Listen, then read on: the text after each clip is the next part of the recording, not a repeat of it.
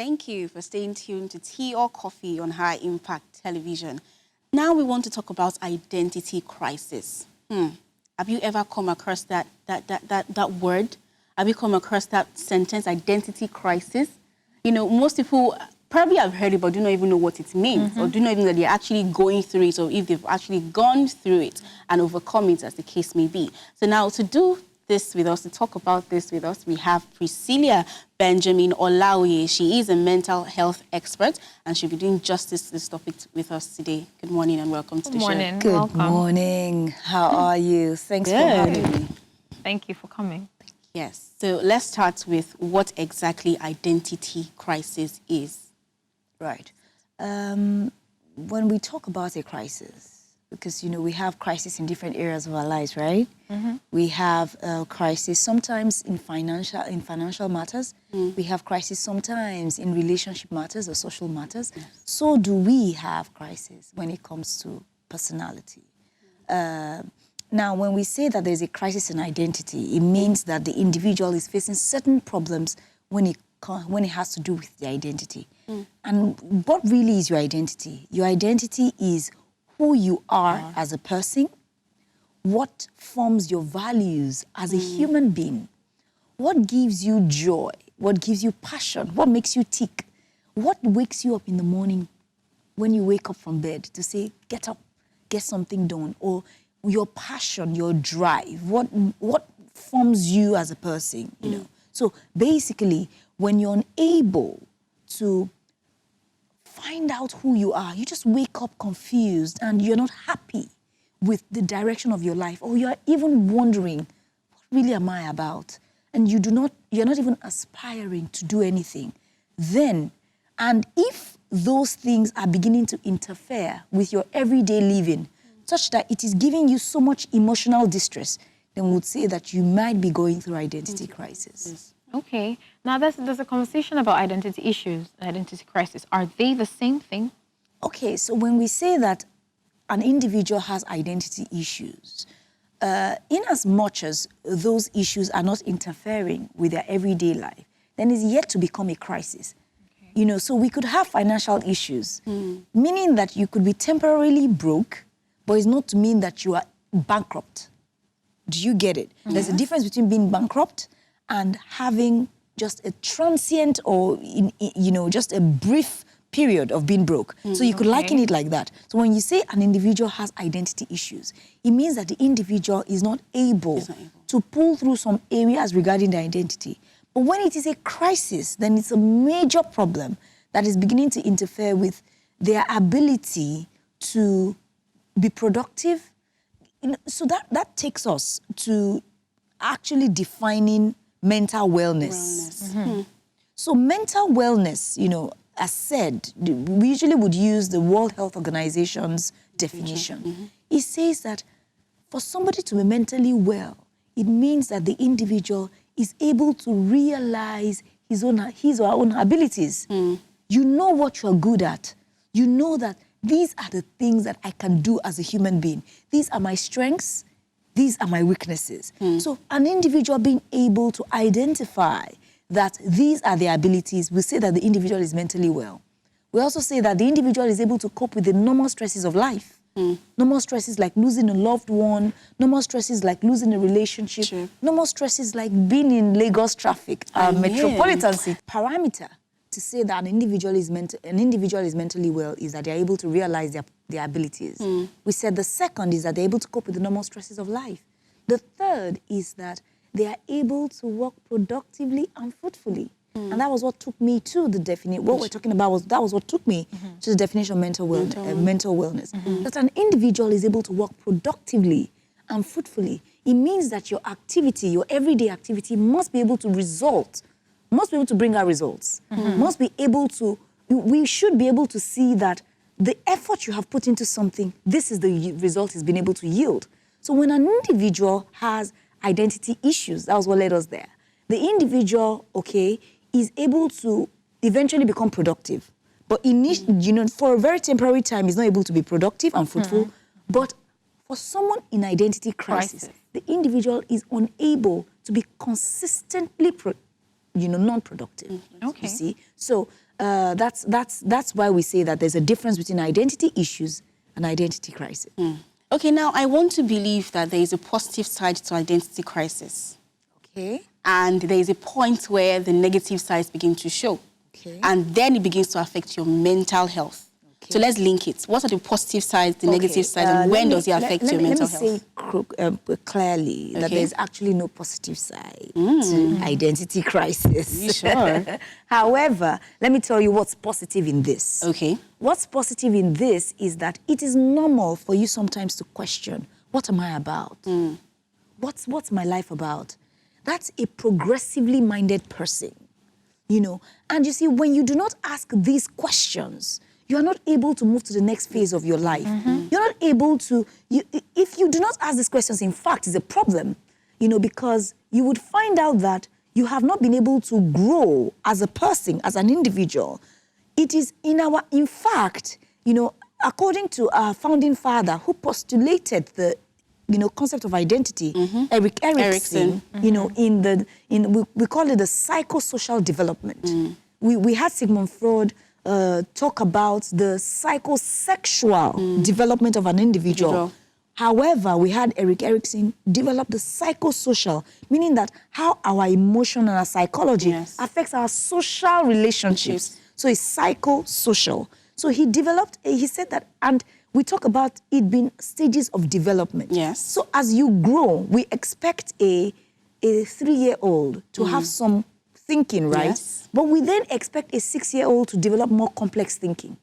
So Erik Erikson is saying that between the ages of 12 and 18, it is believed that you are beginning to, the reason you are able to get to that stage of development is that you were able to resolve some growing challenges. That's what makes you mature. So if you give me this task, I'm able to, that's why we start from A, B, C, D for children. And it's believed that once you're able to understand A, B, C, D, then you should be able to start with 2-letter words. Then you move to 3-letter words. Then you're able to make a sentence. So the more you're able to resolve certain challenges in life, you grow cognitively in your thinking.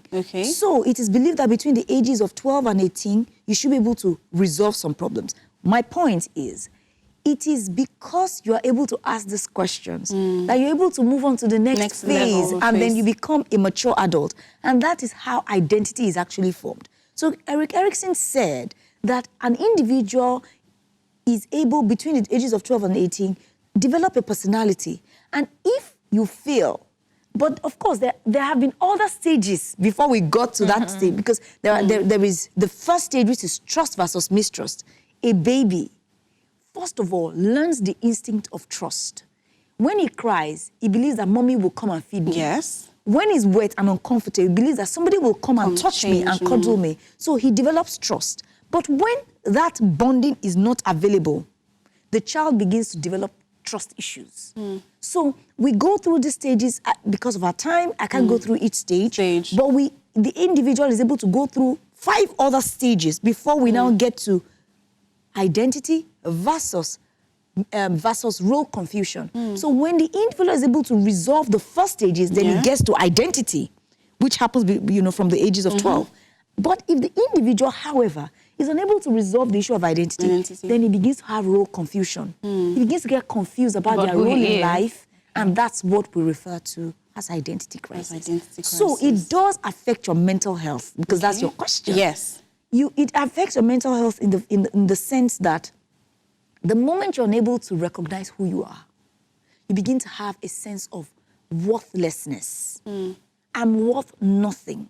Then the individual then begins to have issues with relationships. He's unable to know how to relate with other people. Because if I don't know who I am, how do I tell you who I am? How do I permit you to treat me in a certain way? How do I sit down and say, I am a mental health expert? I can't say that confidently because I am unsure of who I am. So you begin to have role confusion. What's my role in the society? And then, so you feel the sense of worthlessness. Yes. You begin to have the sense of hopelessness. As so you can't find a future for yourself. So we find some of these symptoms in depression. So you begin to have, mood disorder because you're unable to resolve, and there are other personality disorders that could also develop. I need you to tell us how identity crisis can come about, not in the way you have already explained, as per the ages and all of that. Now, what are the factors in lifestyle, environment, and things? What could it be? Is it environment? To clarify that and tell us the things that can actually lead to identity crisis being a thing in a person's life. Fantastic. So usually when an individual is exposed to major stressors like the loss of a loved one, Divorce. okay, maybe, and we said that identity crisis can actually, as much as that's the ages in which it's more prone, but identity crisis can happen at any time in life. And we talk about the midlife crisis, right? Yes. Yes, adult. The identity crisis is the younger, is the one that happens in, at the younger ages. stages. But so identity crisis can happen at any time. So when an individual, for example, goes through divorce, the individual begins to ask, okay, so I'm not worth it after all. So I'm not worth fighting for. Or maybe there's a major change. Okay, maybe the loss of a job, or the individual is unable to achieve certain things that he or she has been aspiring to have. Maybe failure in certain areas in life. So the individual then begins to question. What really is it? Everything seems to be working for everybody except me. Things seem to be going rosy for everybody except me. So it is a major, major, major issue, when the individual is unable to resolve stressors. So ideally, when you have a very strong and formed personality, so we cannot overemphasize the fact that we're going through a global mental health crisis all over the world, right? People are mentally and emotionally exhausted. Yes. Because they are consistently faced with stressors and they're unable to resolve the stressors. Okay? And you have young people unable to resolve basic crises. Just a few weeks ago, we heard of the young boy who committed suicide because he failed JAMB twice. When stressors are unable to be resolved, they could become triggers.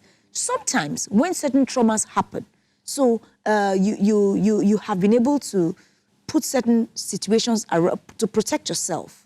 Maybe we've heard of young people who would refuse to wear revealing clothing because they do not want to be raped. We've heard people who refuse to wear skirts because they only wear trousers because they believe that it's more difficult. So the individual puts certain preventive measures around themselves so that certain things do not happen. But those things still happen anyways. So it breaks their ability to say, it breaks them because they're saying to themselves, despite all of the protective measures I put around myself, these things still happen. Then what really am I about? It means it's not about what I put around myself, the protective measures I put around myself, is that I'm just not worth anything. So you see, all of these stressors could lead to a crisis. You've mentioned mental a number of times. So is this a mental or psychological problem? Okay, awesome question. When we hear the word mental, oftentimes there is a bell, there's a light bulb that comes into our minds. But when I say something like, oh, your physical health is really important, no light bulb comes up. That's because we seldom use the word mental. And when we put it in our literal use, we connote it in a negative form. So we have aspects of our lives. The brain is the organ of the mind. When I say that someone has hypertension, for example, it means that there is something wrong with the cardiovascular system. And the organ of that is the heart, right? So when we say psychological, we are still referring to the brain. When we say mental, we're still referring to the brain. Because the brain is the organ of the mind. So our mental processes is a function of the brain. That is the same way our mental processes is a function of our psychological well-being. You get what I mean? So when we say something is a psychological issue, it is also a mental issue. Just the way our physical health is the same with our mental health. These are aspects of our health. So it's about the same. Okay, let me go back to what Eric Erickson said. Now, he's of the opinion that the ability to go through these identity crises, resolve issues in life is part of our development. So it's like we have to go through these things and we have to be able to resolve them to develop. Erickson is saying that you cannot learn to walk until you've gone through previous stages. Okay. So resolving issues you could learn how to resolve issues from anywhere. It Okay. could either be your own experiences or the experiences of other people. Okay, but it's important that you do not live a stress-free life. Okay. Because when the stress now comes, you won't know how to resolve it. So you go through smaller stresses to be able to go through greater stresses. So as you go through smaller stresses, you are developing tenacity and mental resilience to be able to deal with the bigger issues. Hello there. Did you just enjoy that beautiful video? Don't worry, we have more for you. All you have to do is click on the subscribe button and ring that little bell for more notifications. Tea or coffee will be served for you.